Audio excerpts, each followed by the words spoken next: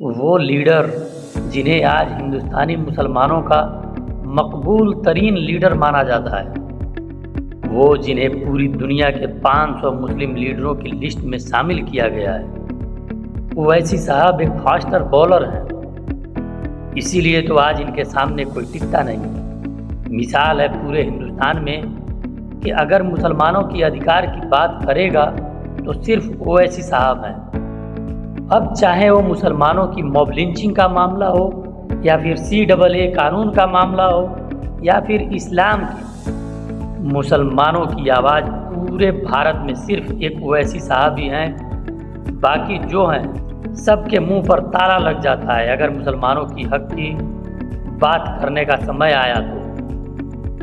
और अगर चुनाव का समय आ जाए तो यही मुसलमान उन्हें वोट कटवा, बी टीम, न जाने क्या क्या कहते हैं। आज इस वीडियो में हम ओवैसी साहब का इतिहास जानेंगे। स्वागत है आपका हमारे चैनल एशियन मुस्लिम में। एक LLB का छात्र राजनीति में आता है और फिर लगातार 4 बार विधायक बनता है और उसके बाद से अब तक लगातार संसद बने हुए हैं और आते ही भारतीय राजनीति में छा जाते हैं।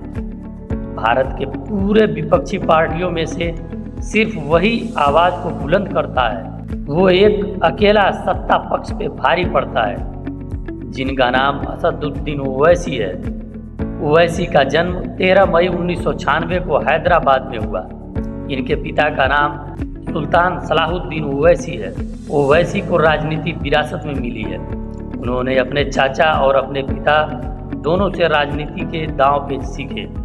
आज ओवैसी साहब AIMIM यानी ऑल इंडिया मजलिस इत्तेहादुल मुस्लिमीन के अध्यक्ष हैं। वो लगातार पिछले 25 सालों से सांसद चुने जाते हैं। 2004 में पहली बार हैदराबाद से सांसद बने और तब से लगातार सांसद बने हुए हैं। लेकिन हमें ओवैसी का इतिहास जानने से पहले AIMIM का इतिहास जानना होगा।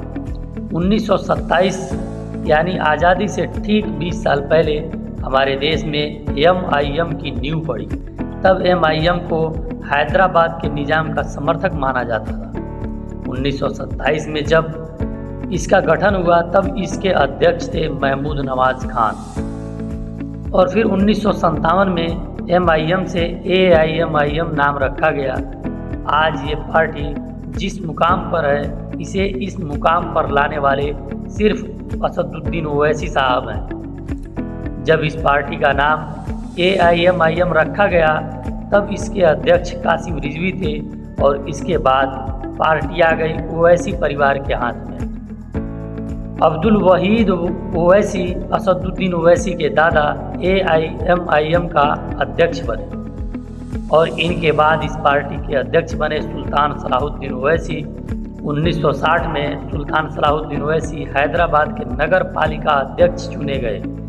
परिवार में पार्टी को आगे बढ़ाने का सिलसिला जारी रहा और अब पार्टी आ गई असदुद्दीन ओवैसी के पास। 2004 में सुल्तान सलाहुद्दीन ने हैदराबाद की सीट असदुद्दीन ओवैसी के लिए छोड़ दी। 2004 में पहली बार असदुद्दीन ओवैसी ने लोकसभा का चुनाव लड़ा और चुनाव जीत गए। तब से वो लगातार सांसद बने हुए हैं। 2008 में सुल्तान सलाहुद्दीन ओवैसी का इंतकाल हो गया तो असदुद्दीन ओवैसी को पार्टी का अध्यक्ष चुन लिया गया। कम लोगों को ही पता होगा कि असदुद्दीन ओवैसी अंडर 25 में क्रिकेट भी खेल चुके हैं। वो अपने यूनिवर्सिटी में एक स्टार क्रिकेटर भी रहे और ओवैसी साहब की पढ़ाई उस्मानिया यूनिवर्सिटी से पूरी हुई और इसके बाद लंदन के लिंकन यूनिवर्सिटी से उन्होंने लॉ की डिग्री हासिल की और ओवैसी साहब एक बैरिस्टर हैं। लंदन से लॉ की डिग्री हासिल करने वाले को बैरिस्टर बोला जाता है। आने के बाद 1994 में पहला चुनाव आंध्र प्रदेश लेजिस्लेटिव चुनाव लड़ा और तेलुगु देशम पार्टी को 97,000 वोटों से हराया और जीत हासिल की। इस चुनाव में ओवैसी साहब को 1,26,000 वोट मिले थे। 2014 में ओवैसी साहब को संसद रत्न अवार्ड से नवाजा गया था।